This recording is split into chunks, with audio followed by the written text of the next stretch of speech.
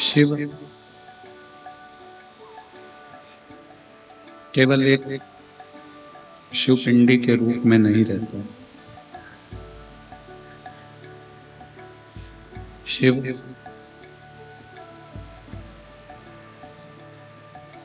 मानव के शरीर में श्वास के रूप में भी विराजमान रहते हैं।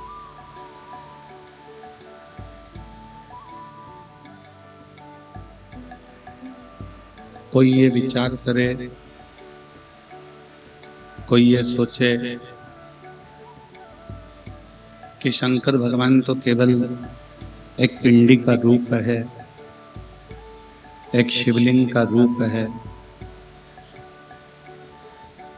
तो इस विचार को छोड़ दो और ये मानकर चले कि शंकर जैसे एक शिव पिंडी के रूप में विराजमान है या शिवलिंग के रूप में विराजमान है, शंकर हमारी श्वास के रूप में भी विराजमान है।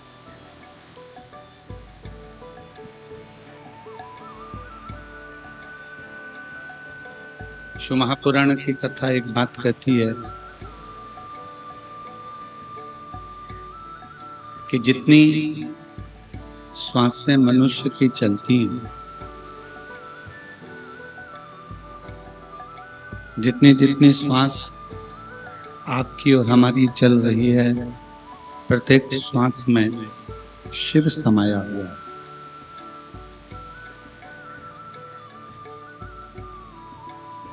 यहाँ जितने बैठे हैं, जितने आस्था चैनल पर कथा सुन रहे हैं, जितने फेसबुक यूट्यूब पर कथा सुन रहे हैं, जितने मोबाइल पर कथा श्रवण कर रहे हैं, वो अपने भीतर एक बात को उतार कर रख लें कि शिव सब में बैठे। अब ये आपके ऊपर निर्भर करता है कि आप शिव को कैसे पहचानते हो, आप शंकर भगवान को कैसे जानते हो। शिव तत्व को पहचानने के लिए, भगवान शंकर को जानने के लिए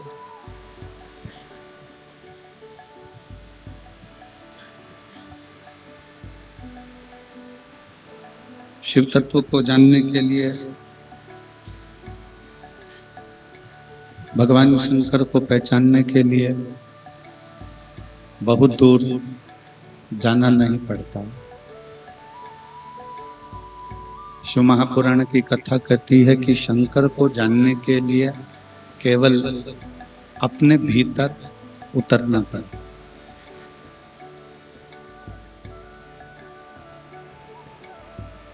कई लोगों को हमने देखा,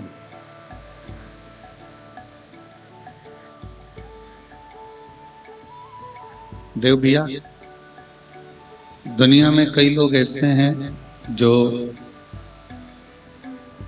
केदारनाथ जा रहे हैं, सोमनाथ जा रहे हैं, कैलाश पर्वत का दर्शन करने के लिए जा रहे हैं।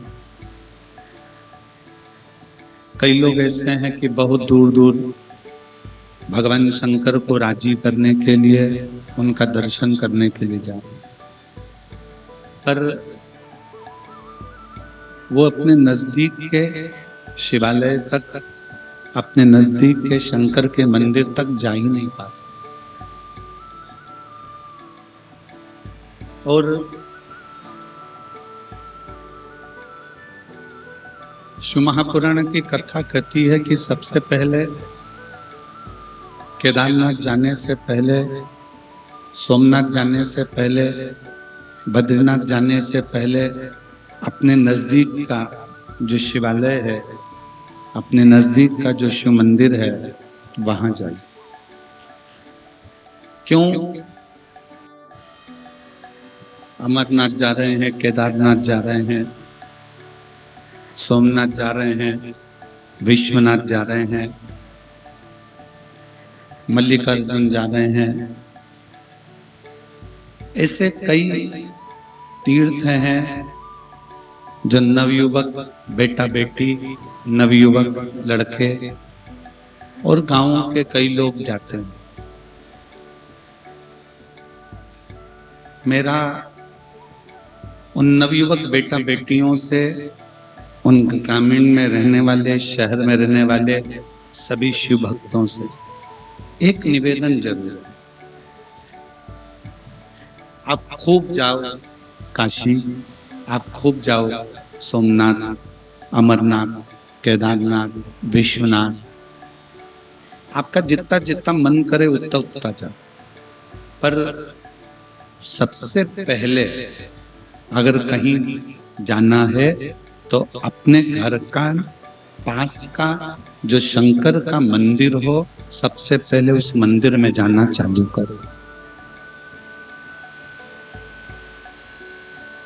एक बात आपसे पूछें, जरा उत्तर दीजिएगा कांकेर की मेरी जीजियों, मेरे जीजाओं, मेरी बेटियों बेटाओं, मेरी माताओं, मेरे भाई। व्यक्ति बीमार होता है तो डायरेक्ट उसको मुंबई ले जाते हो क्या? जम के बोलो जल्दी। डायरेक्ट उसको रायपुर लेकर जाते हो क्या? नहीं। डायरेक्ट उसको नागपुर लेकर जाते हो क्या? नहीं। व्यक्ति अगर बीमार होता है तो सबसे पहले अपने गांव का जो हॉस्पिटल होता है, प्राथमिक उपचार केंद्र, वहां दिखाया जाए। वहां से आराम नहीं लगता, फिर कांकेर, कांकेर में आराम नहीं लगा, फिर धमतरी, वहां आराम नहीं लगा, फिर रायपुर, रायपुर आराम नहीं लगा, नागपुर, नागपुर आराम नहीं लगा, मुंबई, दिल्ली, फिर उसको विशाखापट्टनम, ना जाने कहां कहां आप सब लेकर जाते। उसी तरह हमारे घर का जो नजदीक में शिवलिंग है, नजदीक में जो शंकर जी का मंदिर है, नजदीक में जो शिव मंदिर है, शिवालय है, वो हमारा घर के नजदीक का जो शिवालय मंदिर है, ये समझें कि वो प्राथमिक उपचार केंद्र है। जब हमें दुख आए तो सबसे पहले हमारे नजदीक के मंदिर में ही जाए। और नजदीक के मंदिर में जाने के बाद फिर आप क्षेत्रीय मंदिर में, फिर प्रादेशिक मंदिर में, फिर तीर्थ आदि के स्थानों पर जाने का प्रयास।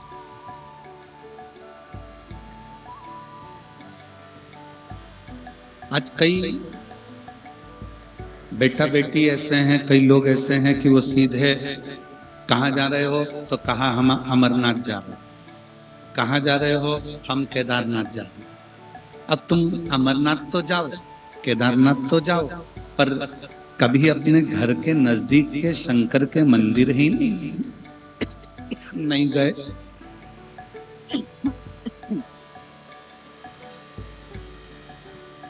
अपने घर के पास के शिवालय ही नहीं गए, घर के नजदीक में भगवान शिव की चौखट पर ही नहीं गए, तो फिर अमरनाथ, केदारनाथ, सोमनाथ, मल्लिकार्जुन कहीं पर भी जाओगे तो शिव से मिलने में देरी लग सकती।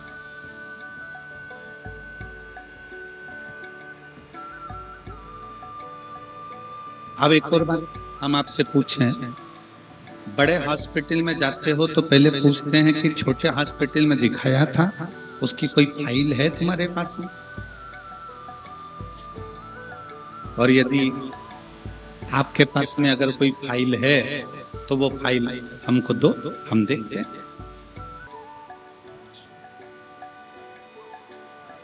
पुरानी फाइल को डॉक्टर देखना प्रारंभ करता है और देखते देखते फिर दवाइयां लिखना प्रारंभ करता।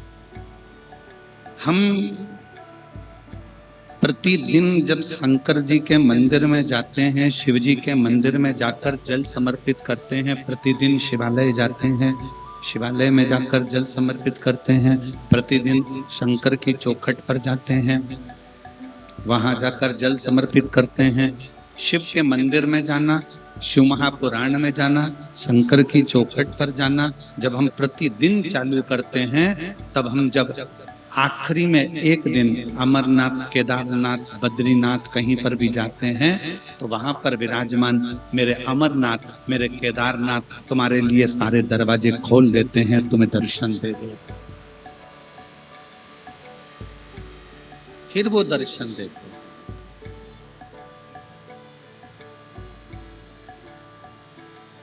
आप विश्वास के साथ में शिव मंदिर जाओ। कल हमने कथा में वर्णन किया था, आप लोग स्मरण करे होंगे कथा का, तो सबने सुनी थी कथा। उसमें सुना था कि कामदेव रति के पति हैं, शिवजी सती के पति।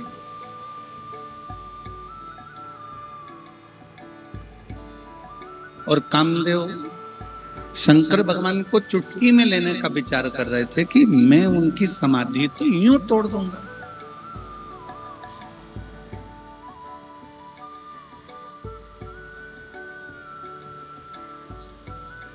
कामदेव शंकर भगवान को समझ नहीं।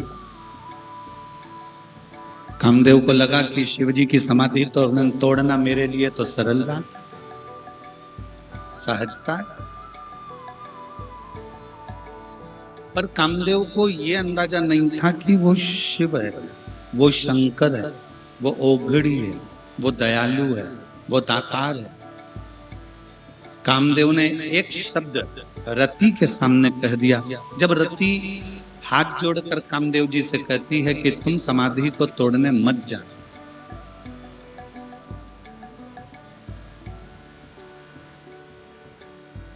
तुम समाधि को तोड़ने मत जाना। कामदेव ने पूछा क्यों? रति कहती है मैं जानती हूं शंकर भगवान को। रति कह रही है कि मैं शंकर भगवान को जानती हूं, वो मेरे जीजा लगते हैं। मेरी बहन सती का विवाह उनके साथ हुआ है, वो मेरे जमाई लगते हैं। मेरी बहन बिहाई है, मेरे बहनोई लगते हैं। मैं उनको अच्छे से जानती हूं।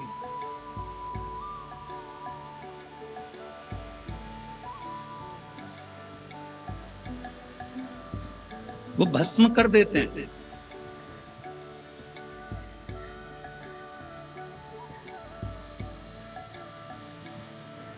अब कई लोग एक प्रश्न खड़ा कर देते हैं, कई लोग कहते हैं कि शंकर भगवान को गुस्सा आता है तो शंकर भगवान भस्म कर देते हैं। पर दुनिया के लोगों को यह नहीं मालूम कि शंकर भगवान भस्म क्या करते हैं।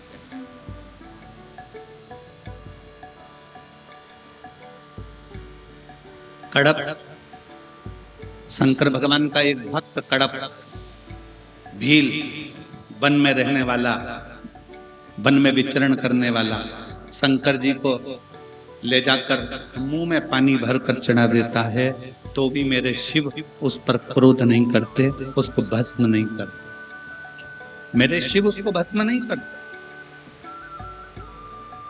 मेरे शंकर भगवान उस पर क्रोध नहीं करते। कड़प अपने पांव के जूते से मंदिर पे पड़े हुए फर्श साफ कर देता है तो भी मेरे शंकर भगवान उस पर क्रोध नहीं करते। भस्मासुर शिवजी को भस्म करने के लिए दौड़ता है तो भी शंकर भगवान क्रोध नहीं करते, मुस्कुराकर भाग लेते। बाणासुर अपनी भुजाओं का बल दिखाकर शंकर भगवान को युद्ध के लिए ललकारता है तो भी शिव क्रोध नहीं करते, भस्म नहीं करते। ये तो दुनिया के लोगों ने गलत विचार कर रखा है कि शंकर भगवान संहार के देवता हैं। ये दुनिया के लोगों ने गलत विचार कर रखा है कि शंकर भगवान गुस्सा जल्दी कर देते हैं। ये दुनिया के लोगों ने मन में विचार कर रख लिया कि शंकर भगवान भस्म कर देते हैं। पर दुनिया के लोगों को ये नहीं मालूम कि शिव भस्म क्या करते।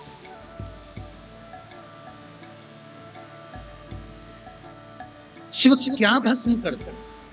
शंकर भगवान कभी भी शिव जी के दरवाजे पर चाहे गंधर्व आ जाए, शिव जी के दरवाजे पर चाहे असुर आ जाए, शिव जी के दरवाजे पर चाहे किन्नर आ जाए, शिव जी के दरवाजे पर चाहे देवता आ जाए, शिव जी के दरवाजे पर चाहे पशु आ जाए, शिव जी के दरवाजे पर चाहे पक्षी आ जाए, शिव जी के दरवाजे पर चाहे मनुष्य आ जाए, शंकर भगवान किसी को भस्म नहीं करते। शंकर भगवान जो उसके पास में आते हैं, शंकर के पास में जो पहुंचते हैं, शिव के पास में जो पहुंचते हैं, उसके भीतर का अहंकार, उसके भीतर का काम, उसके भीतर की आसक्ति, तृष्णा, लोभ, मोह शंकर भगवान धीरे से समाप्त कर देते हैं, उसको भस्म कर देते हैं।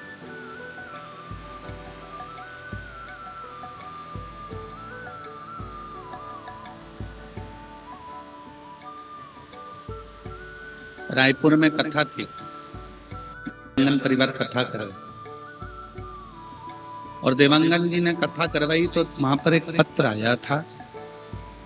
एक सुनीता साहू ने उस पत्र को लिखा था।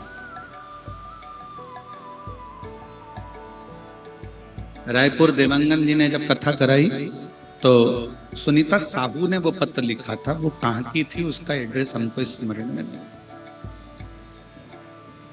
पर उस पत्र में सुनीता साहू ने लिखा कि मैं इतने दिनों से शंकर जी की आराधना कर रही हूँ, मैं इतने दिनों से शिव जी पर जल चढ़ा रही हूँ, हो सकता है मुझसे कोई गलती हो रही होगी, इसलिए शिव मुझे फल नहीं दे रहा है। मुझसे कौन सी गलती हो रही है गुरुजी, क्या आप मुझे बताएंगे? पत्र में उसने लिखा। मैं उस बेटी सुनीता साहू को एक बात कहना चाहूंगा कि यहाँ पर भी बैठे हुए जितने शिव भक्त हैं वो अपने अंदर उतार लेना, और जितने आस्था चैनल पर सुन रहे हैं वो भी उतार लेना, जितने मोबाइल पर कथा सुन रहे हैं वो भी उतार लेना।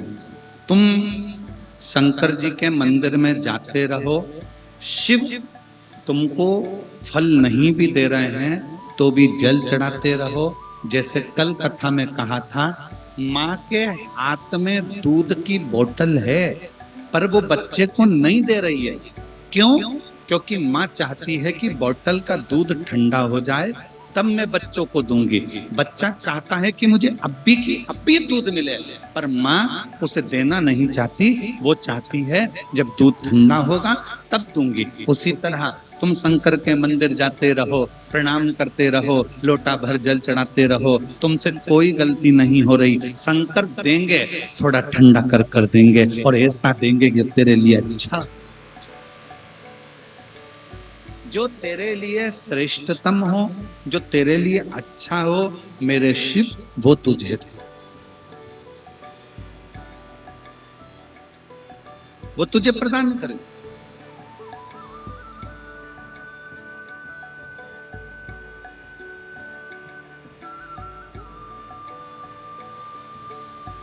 शिव देने में देरी नहीं करते, शंकर देने में देरी नहीं करते। शिव देते जरूर,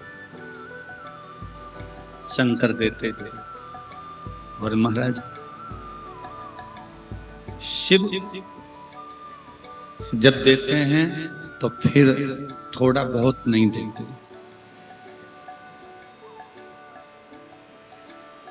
मेरे शंकर भगवान जब देते हैं तो थोड़ा बहुत तो देते ही नहीं। देवता देते हैं पल्ला झाड़ कर, और महादेव देते हैं छप्पर आड़ कर। शिव थोड़ा नहीं देते, शिव बहुता में।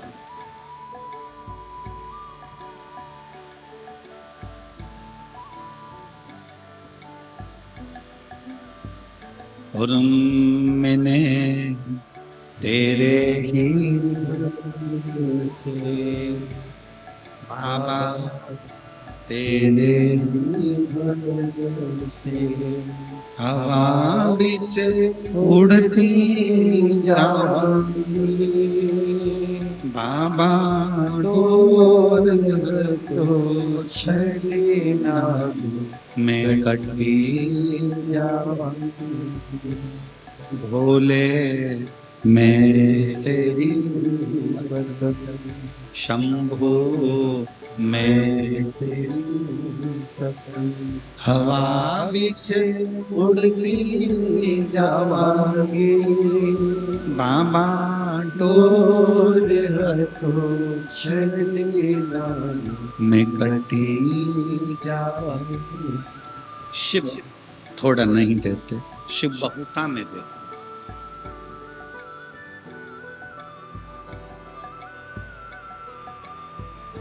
मैं उस बेटी सुनीता साहू को कहना चाहूंगा कि ये कभी मत सोचो कि तुम पूजन गलत कर रहे हो। कोई तुमको डराए ना,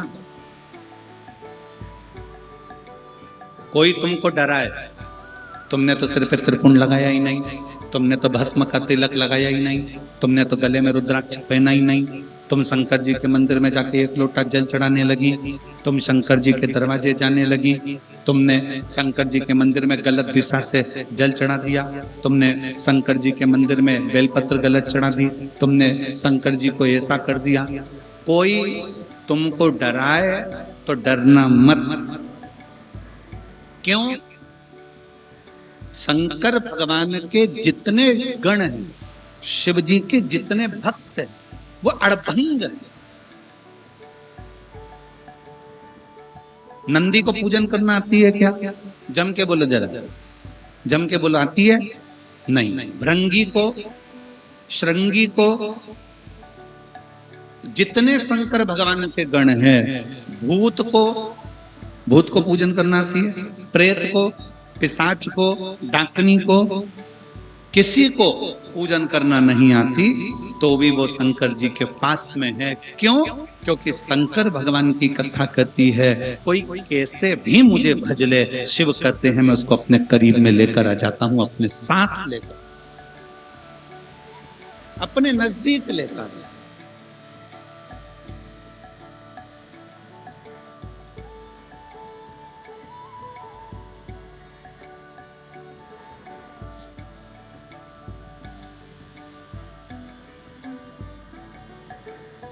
और बाकी के और बहुत सहजता में देखिएगा महाराज। राम कथा किस किसने सुनी है? हाथ उठाओ जल्दी से। ठीक है, रख लो। टीवी पे रामायण किस किसने देखी है? चलो रख लो। रामायण में आपने कहीं देखा राम जी अयोध्या से लंका तक गए, इस बीच में राम जी किसी वीआईपी के घर में गए? जम के बोलो जरा। किसी सेठ के मकान में गए? किसी धनपति के घर गए? नहीं। मेरे राम जी अगर गए तो मां शबरी अम्बा के दरवाजे पर गए। मेरे राम जी गए तो केवट के दरवाजे पर गए। मेरे राम जी गए तो किष्किंधा में भी हनुमान जी महाराज से मिलकर गुफा में सुग्रीव के पास चले गए। और मेरे राम अगर गए तो पूरे वन क्षेत्र में जो संत थे, जो साधु थे, जो सन्यासी थे, जो तपस्वी थे, जो साधक थे, जो उपासक थे, उनके पास गए। और दंडकारण्य वन में निवास करने वाली मेरे कांकेर क्षेत्र के इस बस्तर की मेरी जीजियों, मेरे जीजाओं, मेरी बेटियों, मेरे बेटाओं, मेरी माताओं, मेरे राम जी किसी सेठ के घर नहीं गए। मेरे राम जी इस दंडकारण्य वन में तुम्हारे पास में जरूर आए। मेरे राम जी तुम्हारे तक जरूर।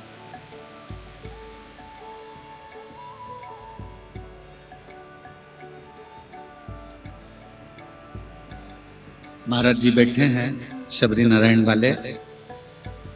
महाराज जी का शबरी नारायण का धाम ऐसा है कि उसका तो वर्णन हमारे यहाँ शास्त्रों में भी आता है कि वो शबरी नारायण में तो स्वयं राम जी रात्रि का विश्राम किए।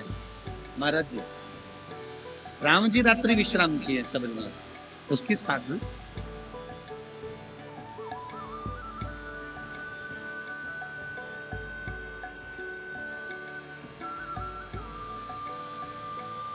कितनी कृपा।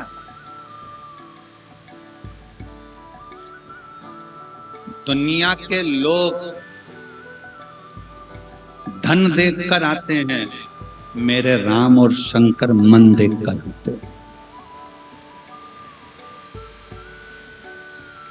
दुनिया के लोग अगर आपके पास में आएंगे, आपसे मिलने आएंगे, तो आपका धन देखेंगे, संपदा देखेंगे, गाड़ी देखेंगे, बंगला देखेंगे, आपका वैभव देखेंगे, आपका धन देखेंगे, पर मेरे शंकर भगवान, मेरे राम आपका धन, आपका वैभव, आपका दौलत नहीं देखते।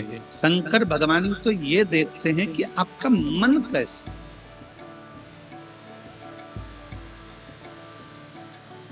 आपका हृदय कैसा।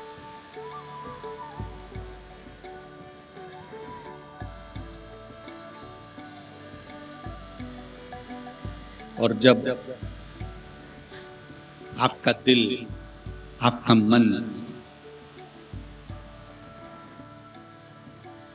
मैं उस बेटी सुनीता साहू से कहूंगा, तुम मंदिर जाओ,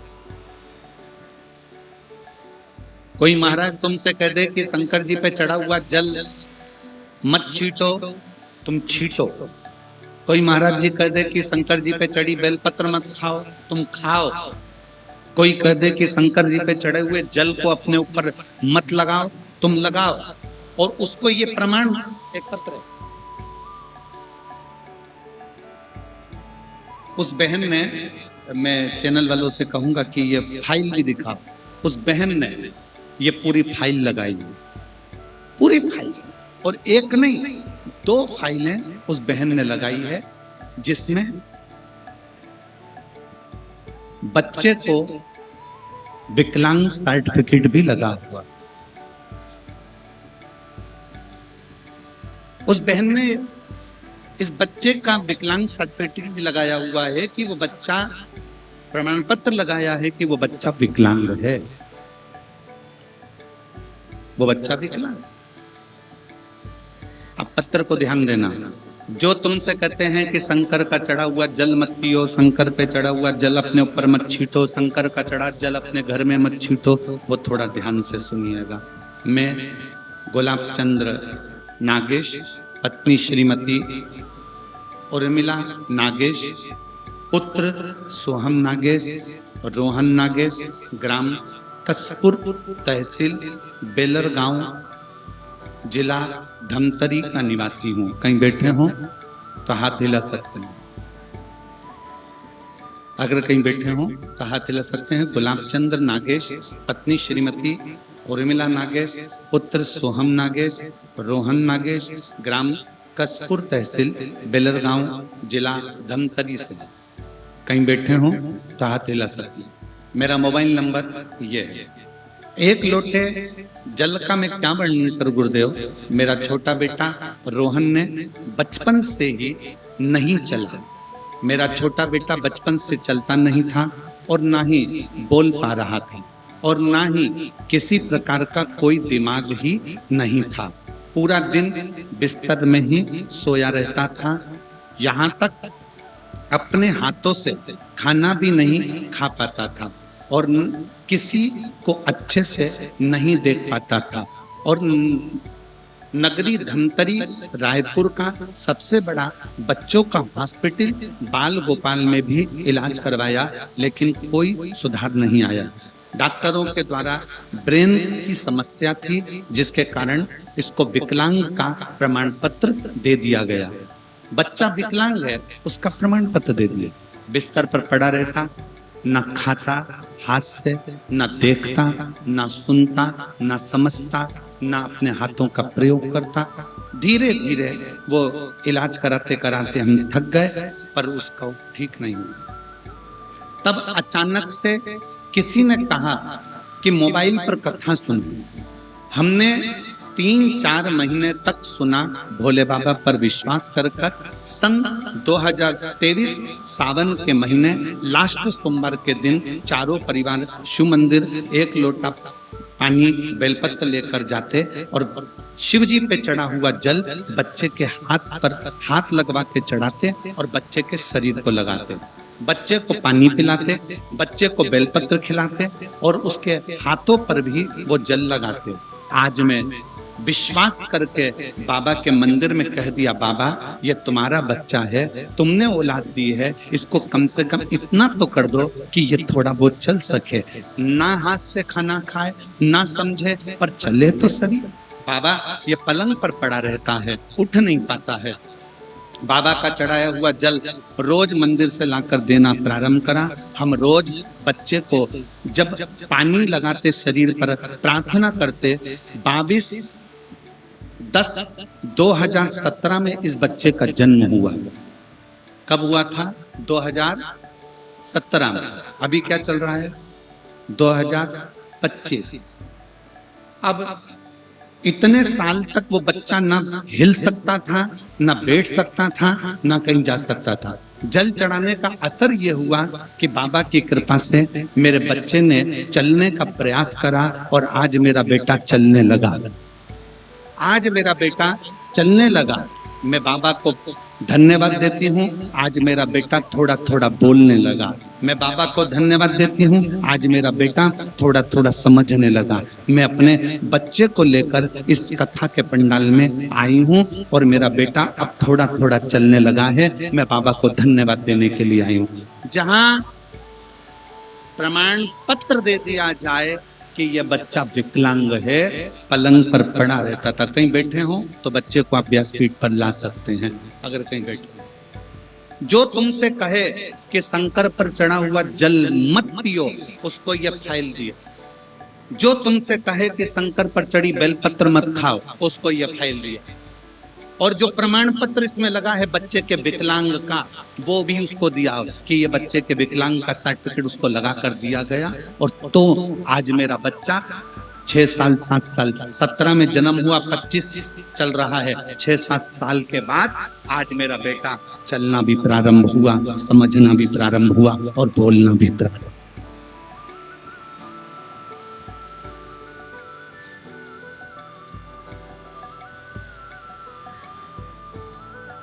महाराज जी, हम भी नहीं जानते कि शंकर पे चढ़े हुए जल में ऐसा क्या प्रताप है।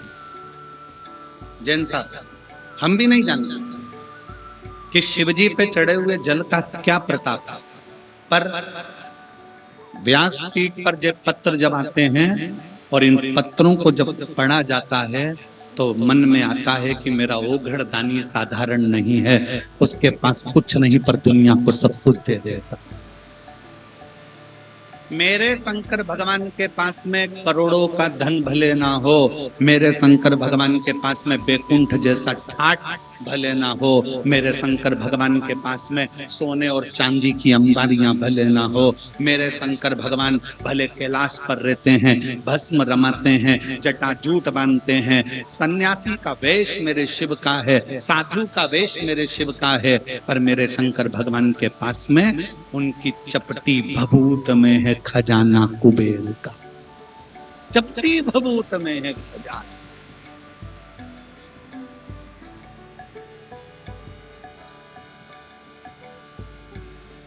जब कोई कुबेरेश्वर धाम सीहोर आता है ना, बहुत रोता हुआ आता है। कुबेरेश्वर धाम के गली में जब वो प्रवेश करता है, मेन रोड पर चौराहे पर जब उतरता है और मेन रोड से जब वो दंडवत करता मेन रोड से महाराज जी 500 मीटर की दूरी पर कुबेरेश्वर धाम है। इंदौर भोपाल रोड पे जब आप मेन रोड पे उतरोगे तो 500 मीटर की दूरी पर है, आधा किलोमीटर।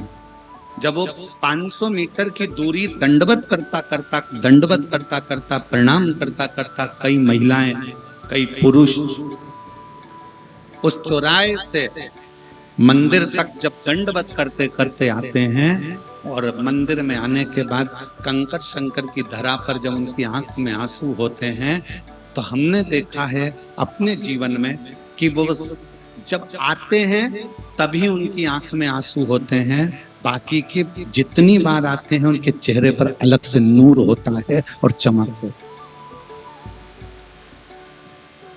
बोल बम का नारा है, जम के बोलो जरा, बोल बम का नारा है। हमने देखा उस चौराहे पे से लोग दंडवत करते कुबेरेश्वर बाबा के दरवाजे तक पहुंचते। 500 मीटर की दूरी वो भोग लगाते आते हैं और उनकी आंख में जब आंसू होते हैं, थकान होती है, बाबा कुबेर भंडारी के कंकर शंकर की भूमि पर जब वो पहुंचते हैं, उसके बाद एक बार हम उनकी आंख में आंसू देखते हैं, बाकी के मेरा बाबा उनके आंख के आंसू पोंछ कर उनकी झोली ऐसी खुशियों से भर देता है कि वो कमी नहीं। एक पत्र आया है, उस पत्र में उस भाई ने लिखा,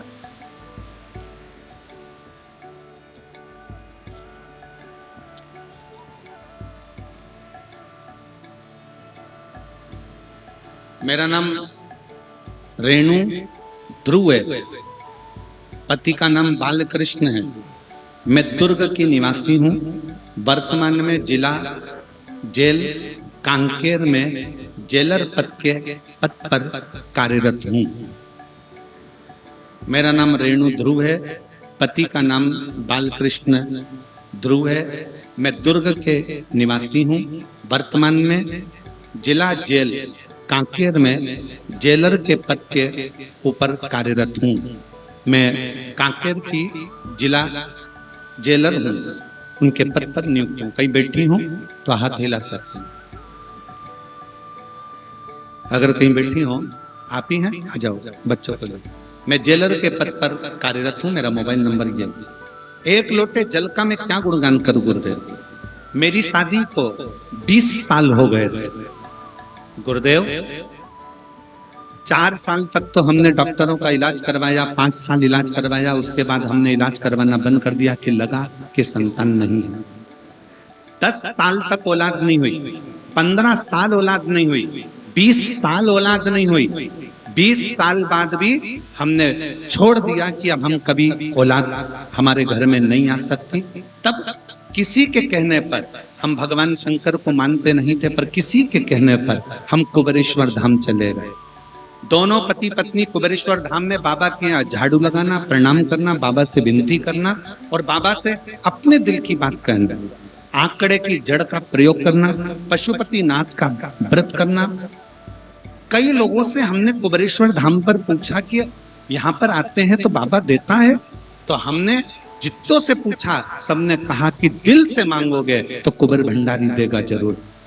और कुबेरेश्वर धाम की ऐसी कृपा हुई, सफेद आंकड़े की जड़ का प्रयोग करा, बाबा पर भरोसा रखा और 3 महीने के अंदर पत्नी का गर्भ ठहर गया। 1/1/2024 को पत्नी गर्भवती हो गई और बाबा की कृपा से 4/8/2024 को बाबा ने एक बेटा नहीं 2 बेटे दिए 20 साल बाद।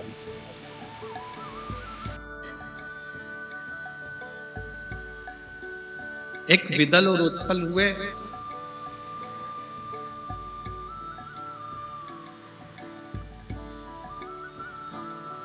जिनको माता पार्वती जी ने कुंदुक के प्रहार से मारा था और शिव जी का नाम कुंदकेश्वर है।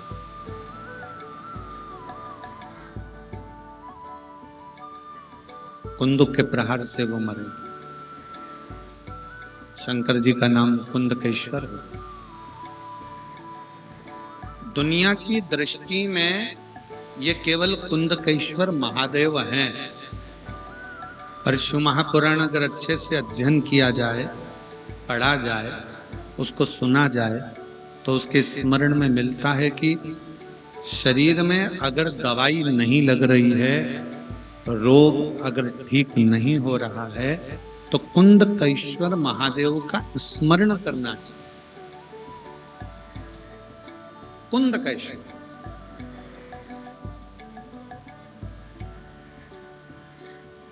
जरूर धीरे धीरे धीरे धीरे शरीर के अंतर्गत वो औषधि लगना प्रारंभ होता। कुंदकेश्वर। और मेरा माताओं से, मेरी जीजियों से निवेदन है, कभी डॉक्टर अगर आपको कह दे, मेरी बहनों, मेरी जीजियों, कि तुम्हारे गर्भाशय में गांठ है,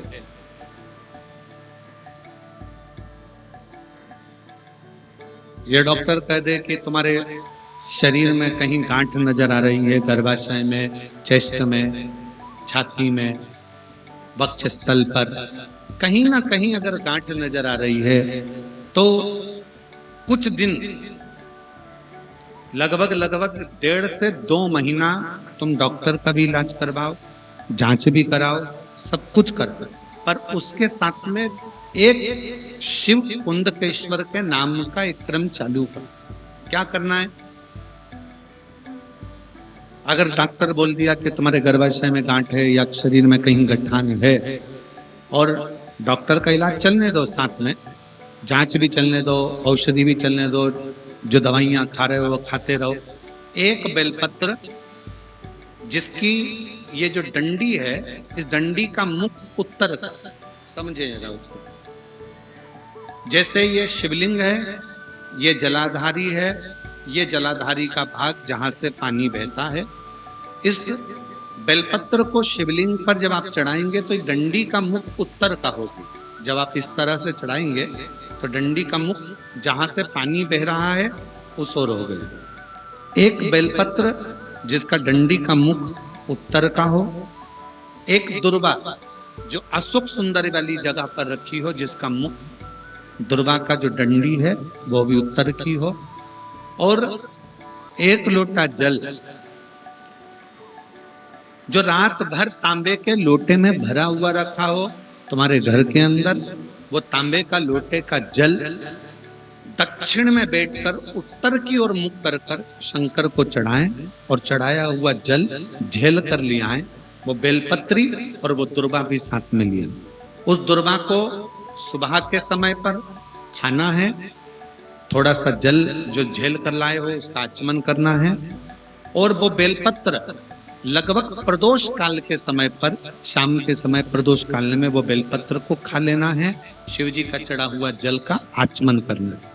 लगभग 1.5 महीना या 15 दिन भी अगर आपने लगातार कुंडकेश्वर महादेव के नाम से कर लिया, शरीर में अगर गांठ है तो धीरे धीरे गलना चालू हो जाएगी। उसकी वापिस जांच कराओ तो धीरे धीरे वो गांठ गल रही है। यही उपाय हमने पहले एक बार बताया, उसका प्रमाण भी है।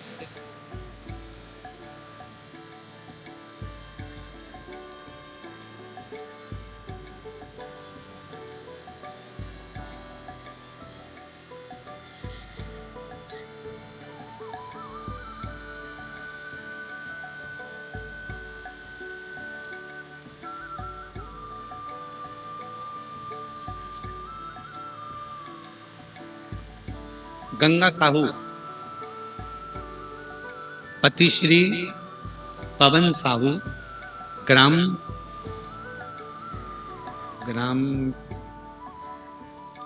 चलो पढ़ो तो रे, क्या लिखा है? खमरिया, ग्राम खमरिया, जिला धमतरी। मोबाइल नंबर मेरा ये है। कहीं बैठे हैं? आप ही हैं? आ जाओ, एक बेलपत्र ले जाना। आ जाइए। मैं भोले बाबा का महिमा का क्या गुणगान करूं गुरुदेव? रुद्राक्ष का जल और पशुपतिनाथ व्रत की महिमा का मैं क्या वर्णन करूं?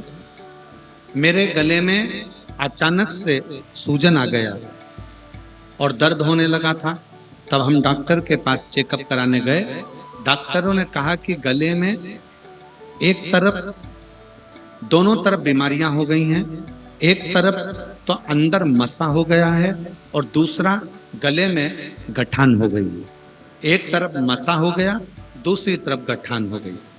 गठान का और मसे का ऑपरेशन करवाना जरूरी है। अगर ऑपरेशन नहीं हुआ तो भोजन की नली बंद हो जाएगी, और भोजन की नली बंद हो जाएगी, और ये गले की जो गठान है इसकी जांच होना भी जरूरी है। हम लोग घबरा गए।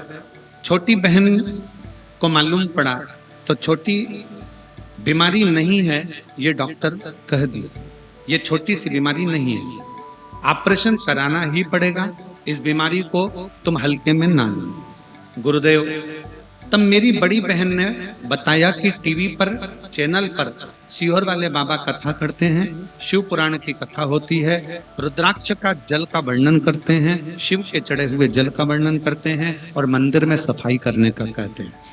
तभी मैंने अपनी बहन के कहने पर डॉक्टर से तो दवाई ले ली, और डॉक्टर से दवाई लेकर मैं अपने घर आ गया। घर आकर मैं सीहोर गई, वहां रुद्राक्षोत्सव में 2021 का रुद्राक्षोत्सव था, उसमें पहुंच गई। भीड़ होने के कारण बस कंकर शंकर की पूजन कर कर एक रुद्राक्ष लेकर आ गई। जहां कंकर शंकर की पूजन करते हैं वहां बैठकर 108 बार श्री शिवाय नमस्तुभ्यम का जाप किया, फिर कंकर शंकर का पूजन करा, फिर रुद्राक्ष लेके घर आ गए। वहां से आने के बाद मैं और मेरी बेटी और मेरे पति ने, हम तीनों ने पशुपतिनाथ का व्रत किया और रुद्राक्ष को गलाकर बाबा पर चढ़ाकर जल पीने लगे। व्रत पूरा हुआ तो डॉक्टर के पास चेकअप के लिए कराने के लिए गए। चेक कराने के बाद पता चला कि गले के मसा और गठान ठीक हो चुका है, दोनों चीज गल चुकी है और अब मैं पूर्ण तरह से स्वस्थ हूँ। मैं बाबा को यहाँ प्रणाम करने के लिए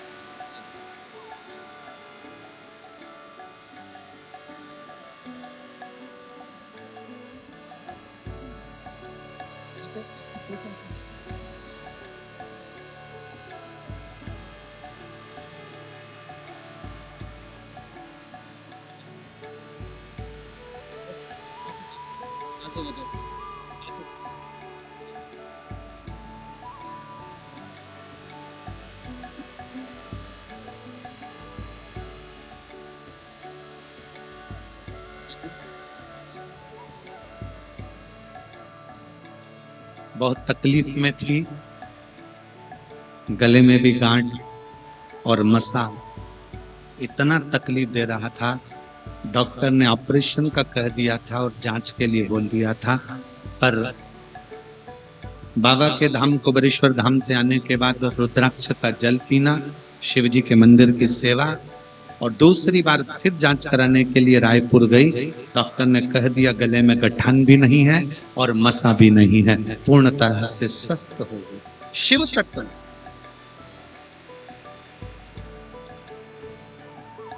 और तेरा ही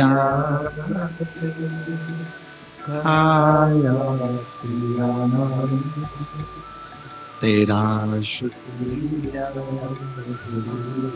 तेरा मुझे बोले बहुत देर, तेरा शुक्रिया, तेरा शुक्रिया।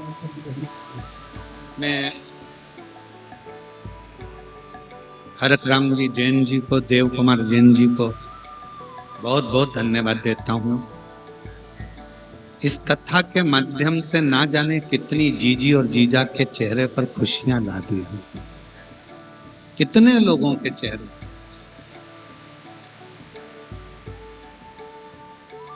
और देव कुमार जी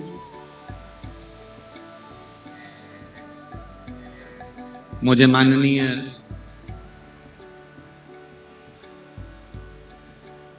छत्तीसगढ़ शासन के मुख्यमंत्री जी के एक शब्द राजनांदगांव के याद आ रहे हैं।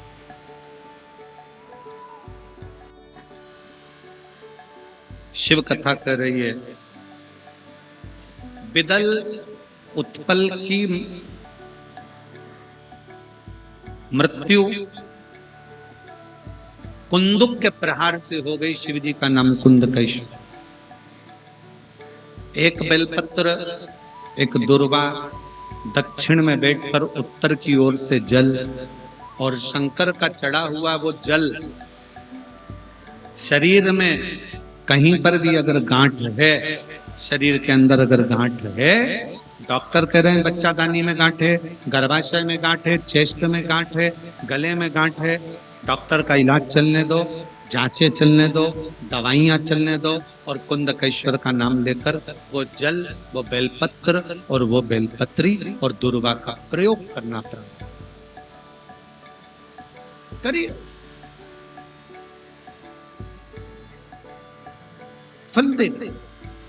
जीवन में अगर दुख है, तकलीफ है, कष्ट है, बीमारी है, रोग है, कष्ट है, आप शंकर के मंदिर जाना मत छोड़िए, शिव की स्तुति करना मत छोड़िए, शंकर का गुणगान करना मत छोड़िए, शंकर पर एक लोटा जल चढ़ाना मत छोड़ो। शंकर भगवान तुम्हें उस दुख से हाथ पकड़कर बाहर जरूर निकाल देंगे, उस बीमारी से तुम्हें बाहर जरूर।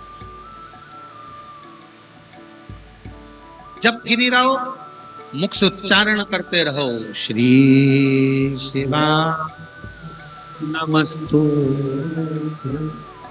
श्री शिवा नमस्तु,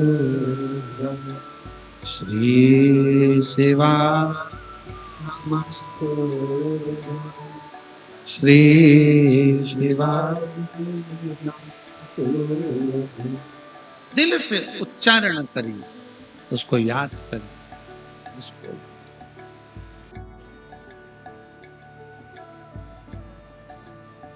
तुझे मेरा दुख काटा। और हमारा निमंत्रण है सभी शुभ भक्तों को 25 फरवरी से 3 मार्च तक बाबा का रुद्राक्ष महोत्सव की कथा का लाभ ले और अपने जीवन को सार्थक बनाओ बाबा के धाम।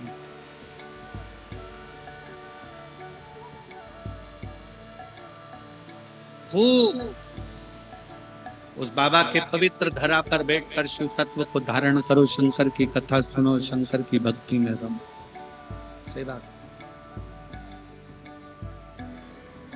कुबेरेश्वर धाम पर सबसे बड़ी कुछ चीज है तो वहां सेवा है, सेवा करो।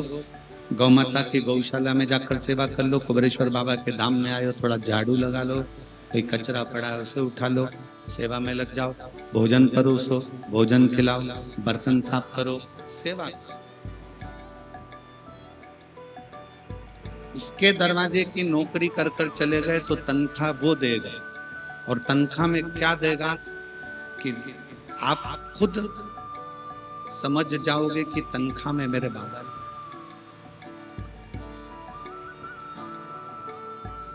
जो तुमसे कहे जल क्यों, बेलपत्र क्यों? महाराज जी, आज के समय में कई लोगों को शिव पुराण खटकने से लग रहे कि ये ऐसा क्या है कि लोगों के सारे दुख खट रहे हैं, सारे दुख समाप्त हो रहे हैं। शिव पुराण में ऐसा क्या? तो कई लोग ऐसा विचार करते हैं कि शिव पुराण में मत जाओ, जल मत चढ़ाओ, शंकर के मंदिर मत जाओ, बेलपत्र मत खाओ, ये हो जाएगा वो हो जाएगा, जल मत छींटो, दरवाजे पर मत छींटो, श्री शिवाय नमस्तुभ्यम। हम तो आप लोगों से कहेंगे, जिसके घर के दरवाजे पर श्री शिवाय नमस्तुभ्यम चिपका है, लगा है, लिखा है, वो घर आपका नहीं है, स्वयं शंकर का है। वो समझ, आपका नहीं है, वो शिव का।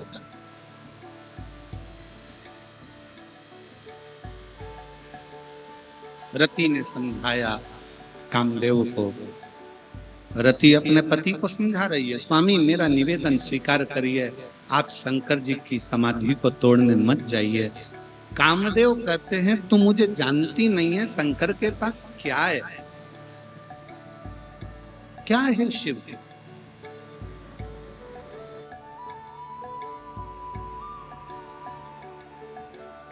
शिव जी के पास क्या है? कुछ नहीं। शंकर के पास में कुछ नहीं।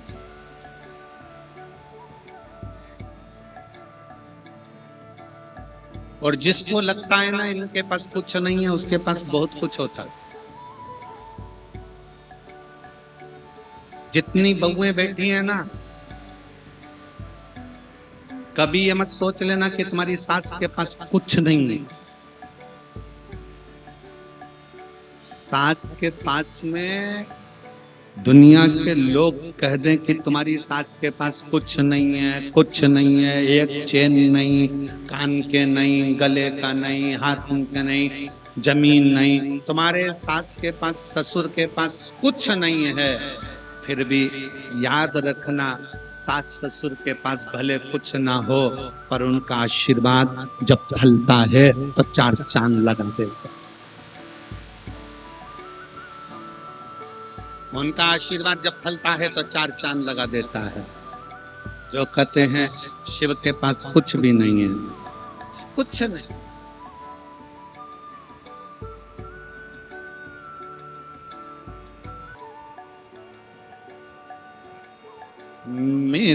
भोले बाबा के गले में सांप रे, मेरे भोले बाबा के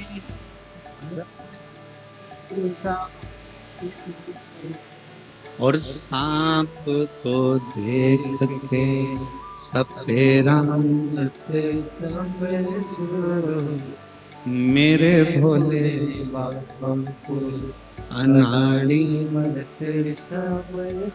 मेरे शंकर भगवान को ये मत समझना कि ये सफेरे हैं। मेरे भोले बाबा के कंधे पे झोली, मेरे भोले बाबा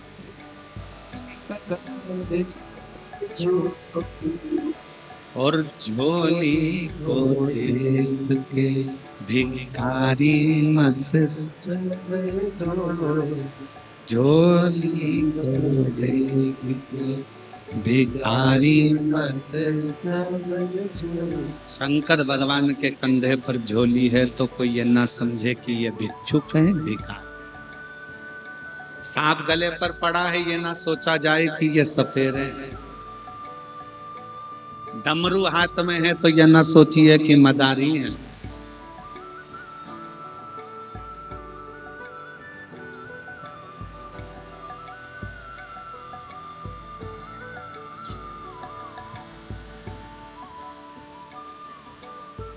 शिव साधारण नहीं। रति कह रही है अपने पति कामदेव से, मेरी बात मान लो, शंकर को सहज मत समझो।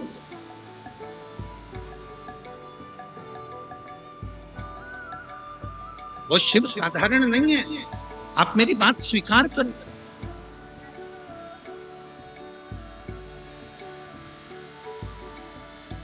शंकर कौन?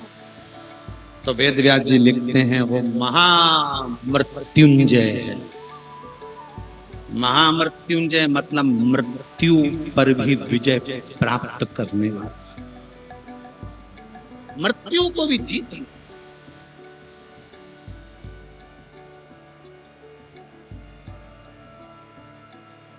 हमें हरियाणा के सिरसा की कथा का स्मरण है। जैन साहब हरियाणा की जो कांडा परिवार कथा करवाए हैं, गोविंद जी गोपाल जी कांडा, सिरसा हरियाणा में तारा बाबा की कुटिया में कथा करवाए पिछले वर्ष शिवरात्रि के पहले, और इस वर्ष भी शिवरात्रि के पहले उनकी कथा 17 फरवरी से 23 फरवरी को सिरसा में तारा बाबा की कुटिया में कथा। हमें वहां कथा का स्मरण है। तारा बाबा की कुटिया में जो कथा होती है, वहां छोटे छोटे ऐसे अलग अलग ब्लॉक बनाए जाते हैं, पंडाल होन, और उसमें शिव भक्त रहते हैं। और कभी मौका लगे ना, मैं हरियाणा वासियों के साथ में छत्तीसगढ़ और महाराष्ट्र और गुजरात और राजस्थान और सबको कहूंगा, कभी मौका लगे और सिरसा में जब कथा हो तो आपसे निवेदन है, 1 दिन या 2 दिन तारा बाबा की कुटिया में रहकर कथा सुनकर देखो, उसका एक आनंद दूसरा। और जितने हरियाणा वाले कथा सुन रहे हो उनसे निवेदन है कि 17 फरवरी से 23 फरवरी तक तारा बाबा की कुटिया सिरसा हरियाणा में जो कथा है उसको दिल से सुनकर। पिछले वर्ष का हमें स्मरण है, एक कोई महिला जिसके 2 लड़के जुड़मा हुए, और 2 लड़के जुड़मा हुए, और जुड़मा होने के बाद समय निकलने के बाद में उसका गर्भ ठेला, गर्भ में फिर बच्चा, और गर्भ में बच्चा आया और डॉक्टरों ने कह दिया कि ये बच्चे के नेत्र नहीं बन और ये बच्चा पूर्ण तरह से नहीं है, इस बच्चे का तुम अवश्य। ये उस महिला की कथा है, और वो हरियाणा की रहने वाली, जब वो उस बच्चे को, जो तीसरा बच्चा था, उसको लेकर वहां आई थी, तो वो रो रो कर कहती है कि मेरे बच्चे को कह दिया गया था कि ये बच्चे के आंख नहीं है और ये बच्चा पूर्ण स्वस्थ नहीं है, इसका अबॉर्शन कर दो। पर 7वें महीने में मैं बच्चे को कैसे गिराऊं? तो बच्चे को जन्म दिया बाबा के भरोसे से, और उस बच्चे को लेकर आई थी जिस बच्चे के दोनों नेत्र भी थे और पूरा शरीर स्वस्थ था, और डॉक्टर ने कह दिया ये बच्चा पूर्ण तरह से पूर्ण स्वस्थ।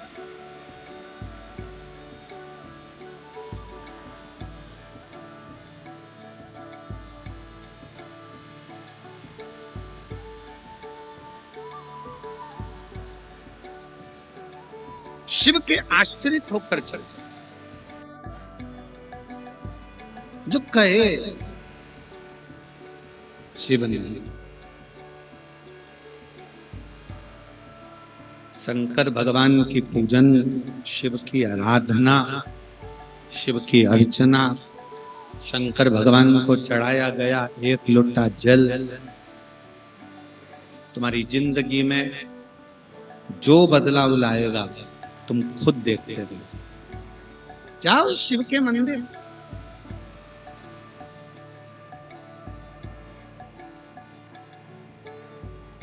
अपने गांवों में महिलाएं मिलकर, अपने गांव में, अपनी सोसाइटी में, अपनी कॉलोनी में, अपने क्षेत्र में, अपने क्षेत्र के अंदर एक शंकर का शिवलिंग, भले मंदिर मत बनाओ पर किसी पेड़ के नीचे रखो, पर गांव में एक शिवलिंग है तो तुम्हारे गांव में कभी कोई बड़ी बीमारी या तकलीफ नहीं आ सकती,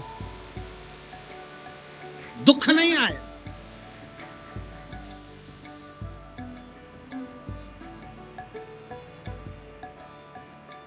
अपनी सोसाइटी में, अपनी कॉलोनी में, अपने मोहल्ले में, अपने क्षेत्र में एक शंकर का शिवलिंग होना जरूरी, और प्रतिदिन उस पर 1 लोटा जल चढ़ाने के लिए जाओ, प्रतिदिन जाओ।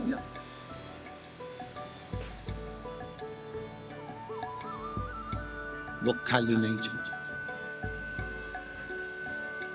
वो खाली नहीं छोड़ सकते।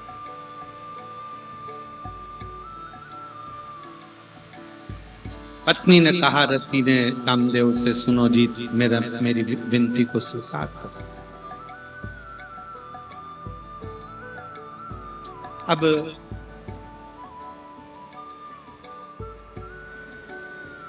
कल का एक पत्र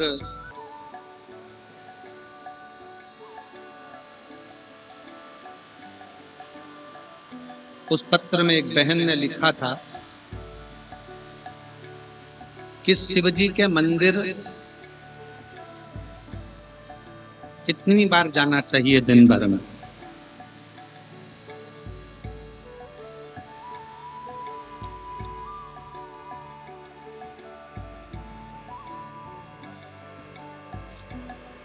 देखो, पत्र ढूंढने में समय लगेगा,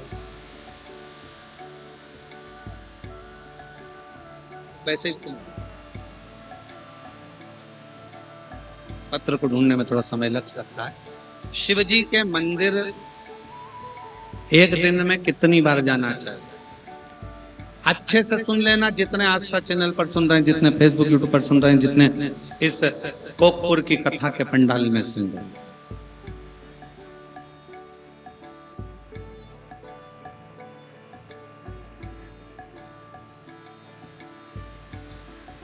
जब घुटने में दर्द ज्यादा होता है, पीठ में दर्द ज्यादा होता है, सिर में दर्द ज्यादा होता है, कंधे में दर्द ज्यादा होता है, दांत में दर्द ज्यादा होता है, कान में दर्द ज्यादा होता है, शरीर में दर्द ज्यादा होता है, डॉक्टर को दिखाने के लिए जाते हो? बोलो तो जम के, जाते हो कि नहीं जाते हो? जाना चाहिए। शरीर में अगर रोग है, शरीर में बीमारी है, शरीर में तकलीफ है, सबसे पहले डॉक्टर के पास जाओ, डॉक्टर के पास जाकर इलाज करो। क्योंकि डॉक्टर शिव का एक रूप है, शंकर का एक रूप डॉक्टर को माना जाए। जाओ, डॉक्टर बोले जांच कराओ, जांच करो, डॉक्टर बोले ऐसा करो, वैसा। पर साथ में डॉक्टर को दिखाते दिखाते शंकर के मंदिर में भी एक लोटा जल चढ़ाने रोज जाओ। क्यों? डॉक्टर जो दवाई दे वो हमारे शरीर में लगना प्रारंभ करे और मैं रोग से मुक्त हो जाऊं, रोग से मुक्त। अब उस बहन ने लिखा कल पत्र में कि मैं मंदिर कितनी बार जाऊं, तो डॉक्टर दवाइयां लिखते हैं। अब डॉक्टर ने दवाई लिखी, कैसे लिखी? एक दवाई खाली पेट खाना है,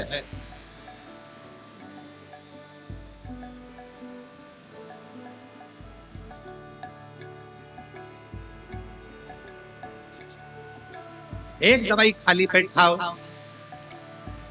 फिर ये भोजन के बाद की, सुबह की, ये शाम के भोजन के बाद की, और एक दवा रात्रि को सोते समय। बोलो री जी हाँ, सही है कि गलत है? अरे जम के तो बोलो सही। खाली पेट की दी, सुबह भोजन के बाद, शाम को भोजन के बाद, और रात्रि को सोने से पहले। अब जीजी ने पूछा कि शंकर जी के मंदिर कितनी बार जाना चाहिए, भगवान का श्री शिवाय नमस्तुभ्यम कितनी बार बोलना चाहिए? तो डॉक्टर ने देखा कि दर्द ज्यादा है, इसलिए 3 दिन की 5 दिन की दवाई ऐसे ऐसे दी। और जब दर्द कम हो जाता है तो डॉक्टर फिर दवाई को धीरे धीरे कम कर देता है। 2 समय की जगह 1 समय।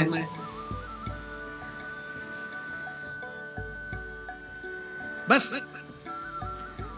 दर्द ज्यादा है तो दवाई 3 टाइम लेना पड़ती है, दुख ज्यादा है तो शंकर का नाम भी 3 टाइम लेना प्रारंभ कर। दुख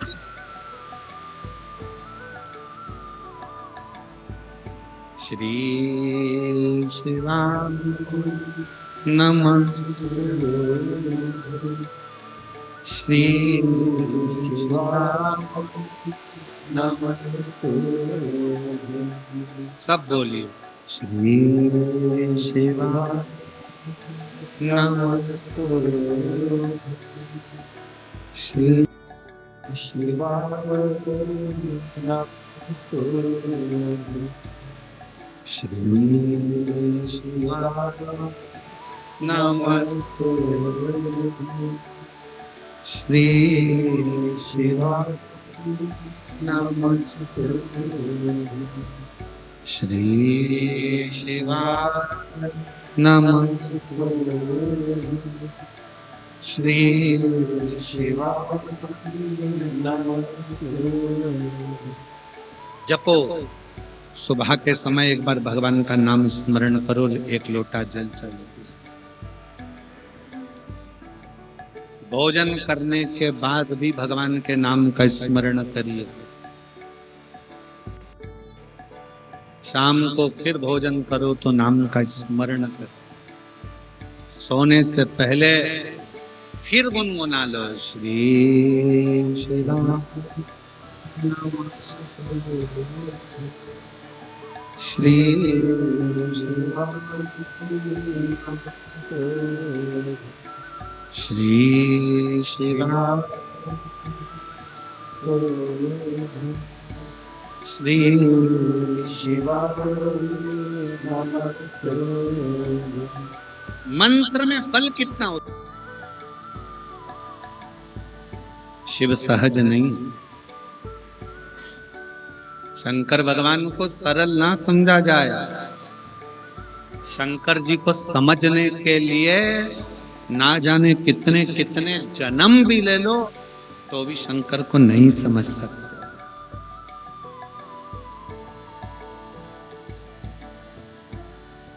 लोग कहते हैं हम राम जी का भजन करते हैं, कोई कहता है हम कृष्ण का भजन करते हैं, कोई कहता है हम इसका भजन करते हैं, कोई कहे हम राधा जी का स्मरण करते हैं, कोई कहे हम जानकी वल्लभ का स्मरण करते हैं, कोई कहे हम इनका स्मरण करते हैं। मेरा निवेदन है, शंकर को 1 लोटा जल चढ़ाना चालू करो, तुम्हें कृष्ण और राधा का दर्शन जरूर होगा। तुम शंकर को जल चढ़ाना प्रारंभ करो, तुम्हें सीता राम का दर्शन जरूर हो। राधा और कृष्ण भी आपको शिव के जल से मिले और सीता और राम भी आपको शिव के जल से। एक निवेदन सबसे, आपके नजदीक में जब शिव पुराण की कथा हो तो एक बार पंडाल के अंदर बैठकर जरूर सुनो। क्या देगा, कैसे देगा, उसके ऊपर निर्भर, उसके ऊपर।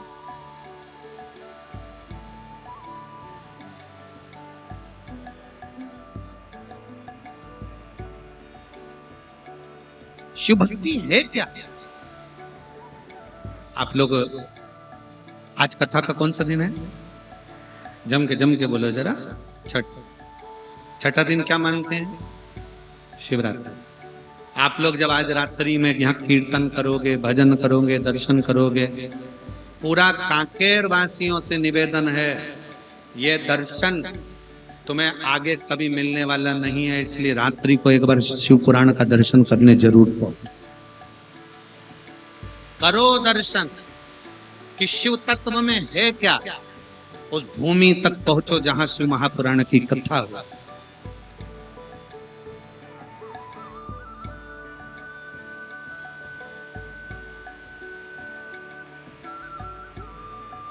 आओ उसकी चौखट तक, उसके दरवाजे तक, और क्या देगा वो उसके ऊपर निर्भर।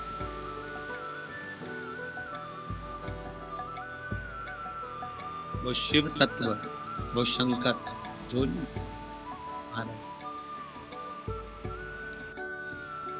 शंकर की कथा कह, शिव तत्व कह, शिव पुराण कह रहे। कामदेव समझते नहीं, रति मां उनको समझाती हैं। क्यों? आप समाधि तोड़ने के लिए ना जाए, ये कहती हैं, पर कामदेव समझते नहीं, समझ नहीं, कामदेव समझ नहीं।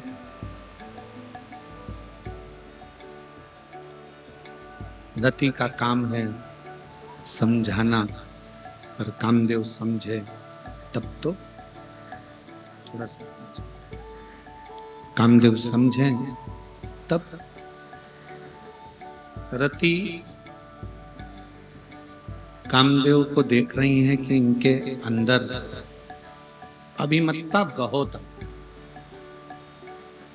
अहंकार। अभी कथा में कहा था कि शिव किसी इंसान को भस्म नहीं करते, शिव उसके भीतर के अहंकार को, काम को, आसक्ति को, लोभ को, वासना को, तृष्णा को भस्म।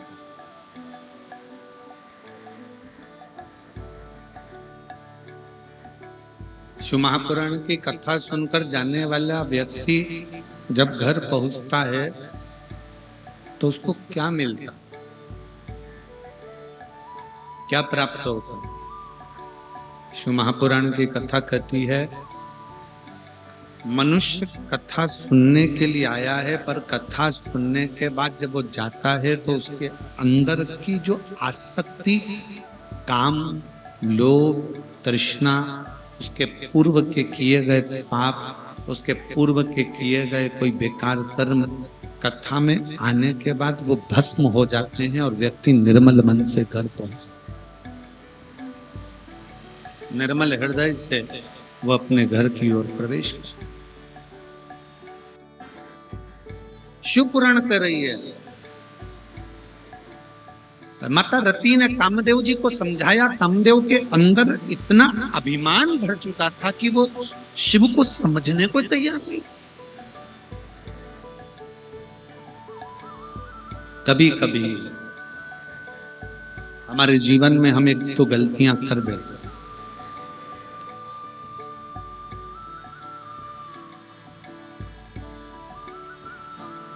एक व्यक्ति ने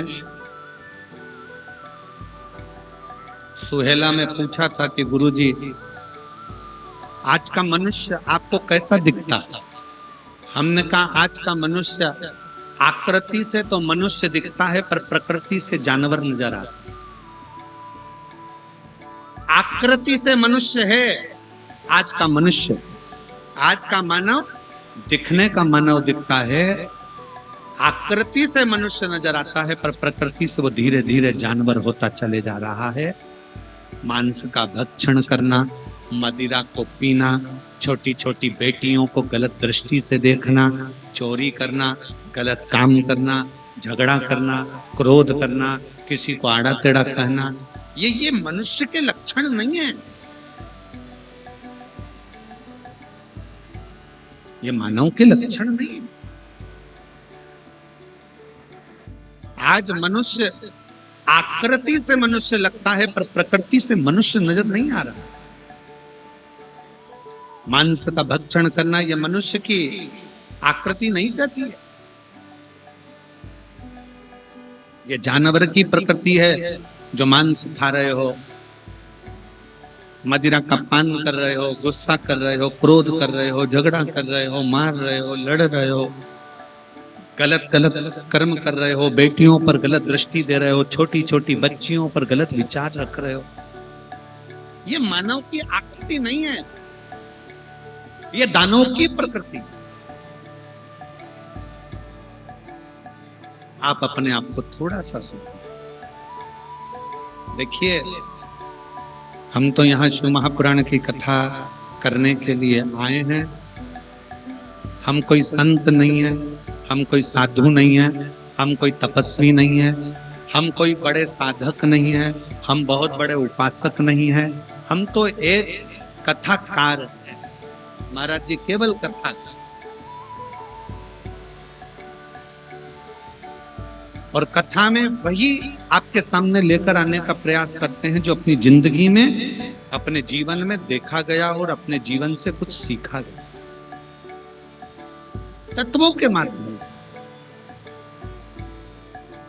जब हमारे पिता चने का ठेला लगाते थे, स्कूल में हम जाते थे, दूसरे की किताब से पढ़ते थे, खाने के लिए कुछ नहीं रहता था, तब शंकर के मंदिर में जाकर एक लोटा जल चढ़ाया तो आज बाबा ने यहां तक पहुंचाया। तो हम ये जानते हैं कि साधारण कोई नहीं, आप यदि भोलेनाथ हमको भी जल चढ़ाने पर यहां तक ला सकते हैं तो हमारा विश्वास करता है कि आपका एक लोटा जल भी आपको कल बदल सकता है।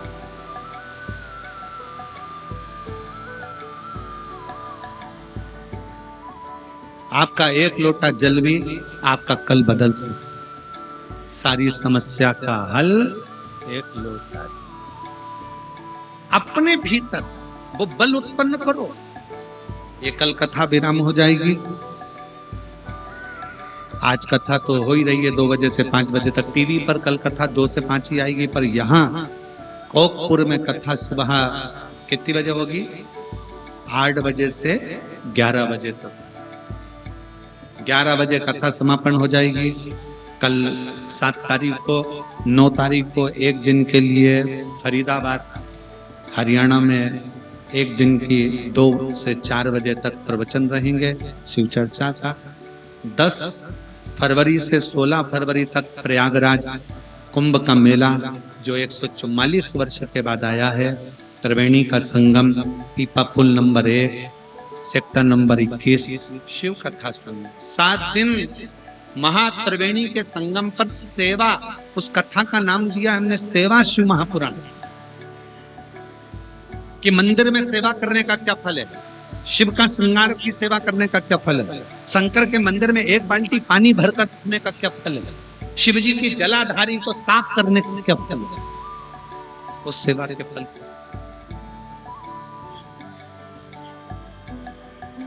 और उत्तर प्रदेश वासियों, इस कथा को छोड़ना मत, दिल से सुनना। 1 बजे से 4 बजे तक त्रिवेणी के संगम से, प्रयागराज की भूमि से। वो कथा 16 तारीख को पूरी हो जाएगी। 17 तारीख से कथा तारा बाबा की कुटिया सिरसा हरियाणा में चालू हो जाएगी। वो 23 तारीख तक चलेगी। 25 तारीख से कथा सीहोर में कुबेरेश्वर धाम पर बाबा का रुद्राक्ष महोत्सव, जिसको देखने के लिए दुनिया तरसती है, वो शिव महापुराण की कथा रुद्राक्ष महोत्सव की प्रारंभ हो जाएगी। रुद्राक्ष महोत्सव के उस लीला का दर्शन करने के लिए भारत की भूमि से लोग कुबेरेश्वर धाम आते हैं। भले एक दिन के लिए आए, 2 दिन के लिए आए, पर रुद्राक्ष महोत्सव का दर्शन करने के लिए आते हैं कि आखिर वो रुद्राक्ष में ऐसा क्या होता है कि वो रुद्राक्ष पूरे साल बढ़ते हैं और लोग उसे तांबे के गलस में गलाकर पानी पीते हैं और रोग से मुक्त हो जाते हैं, लोगों की बीमारियां ठीक हो जाती हैं। उस रुद्राक्ष उत्सव का मात्र लोग दर्शन करने के लिए सीहोर पहुंचे। और महाराज जी, आपसे भी निवेदन प्रार्थना, पधारिएगा। आपकी बार रुद्राक्ष उत्सव में आप भी एक दिवस अवश्य पधारें। और मेरा निवेदन पूरे छत्तीसगढ़ वासियों से और पूरे टीवी चैनल के कथा श्रोताओं से, आप भी रुद्राक्ष महोत्सव में आकर दर्शन जरूर करें, श्रवण करें, अपने जीवन को उतारे, कथा रस तत्व को अपने जीवन को सार्थक करें। रति ने कामदेव जी को समझाया, पर कामदेव जी नहीं माने।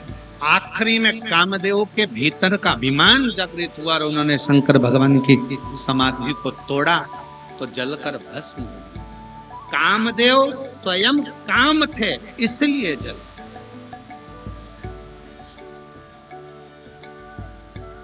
यहां कोई मनुष्य को भगवान शंकर ने नहीं जलाया, यहां कामदेव स्वयं काम थे, वो जल स्वयं। मेरे शंकर भगवान आसक्ति, लोभ, तृष्णा, वासना, काम, इसको जला बस। और मेरे भोलेनाथ जी से यही प्रार्थना है, यही निवेदन है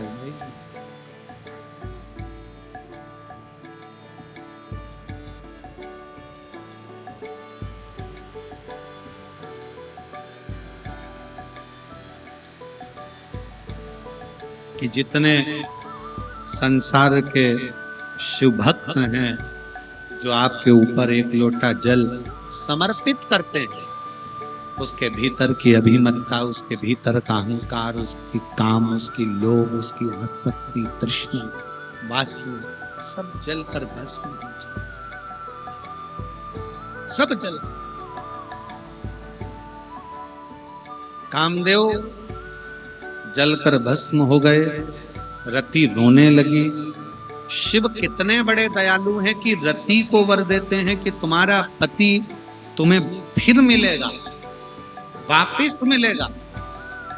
और याद रखना, ये रति को नहीं, भगवान शंकर सबको कह रहे हैं कि मान लो शरीर में अगर कोई रोग लग गया, बीमारी लग गई, कोई तकलीफ आ गई, कोई कर्जा हो गया, कोई दुख आ गया, कोई कष्ट आ गया, घबराना मत। शंकर जी कहते हैं रति से, तुम आराधना करते रहना, तुम्हारा पति तुमको फिर मिलेगा। रति शंकर जी की आराधना में लीन रहने लगी तो शंकर भगवान की कृपा से भगवान कृष्ण के पुत्र के रूप में कामदेव फिर प्राप्त हो। उस रति को पुनः प्राप्त हो। उसी तरह और मेरे भोले तेरा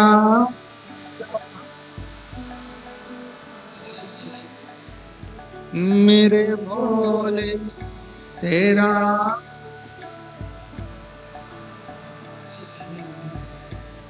मेरी नैया का तू कीना,